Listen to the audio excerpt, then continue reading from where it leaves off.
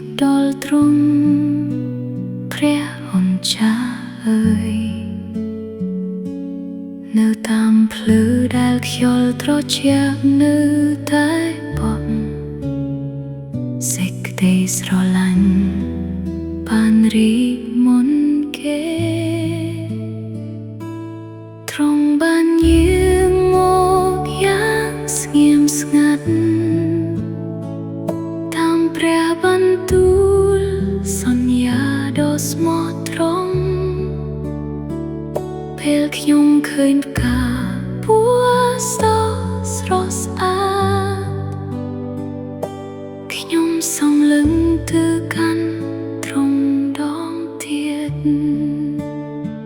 ផ្ការីតែមួយភ្លែតតែសេចក្តីស្រឡាញ់ទ្រង់មិនសាបសូន្យខ្ញុំនឹងដើរតាមស្នាមព្រះបាទទ្រង់ហើយដើរតាមទ្រង់រាល់ថ្ងៃពេលខ្ញុំសំលឹងមើលផ្កាម៉ាញូលីយ៉ាខ្ញុំនឹកដល់ឈើឆ្កាងទ្រង់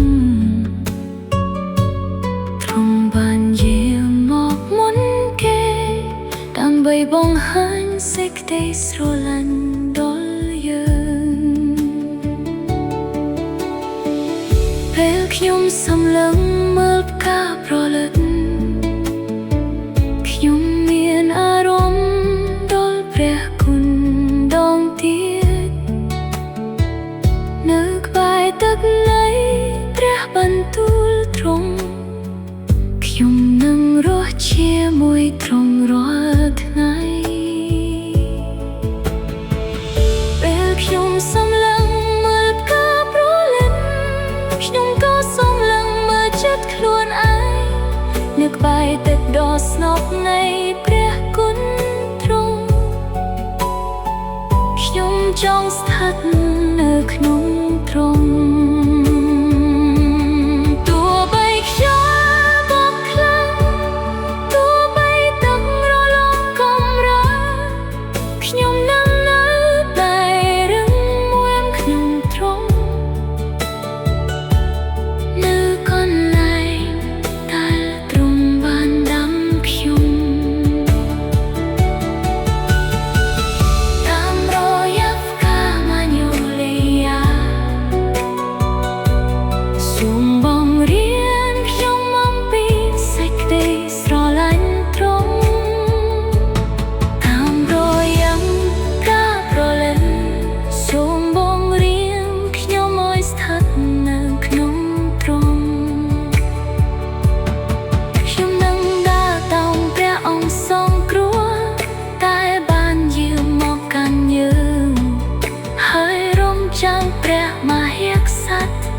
ដែលនឹងយាងមកគំដងទៀតដោយព្រះវិញ្ញាណបរិសុទ្ធនិងដោយព្រះបន្ទូលទ្រង់សូមធ្វើឲ្យខ្ញុំលូតលាស់រាល់ថ្ងៃពេលខ្ញុំសំលឹងមើលផ្កាម៉ាញូលីយ៉ា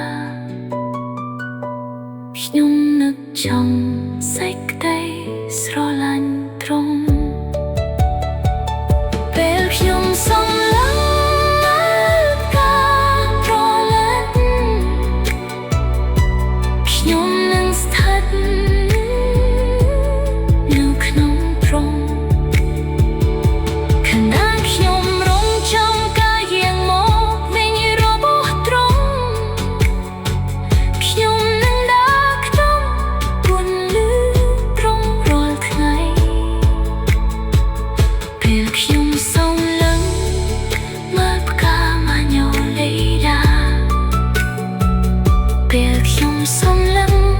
មើលផ្កាប្រលឹកខ្ញុំនឹងសំលឹងទៅកាន់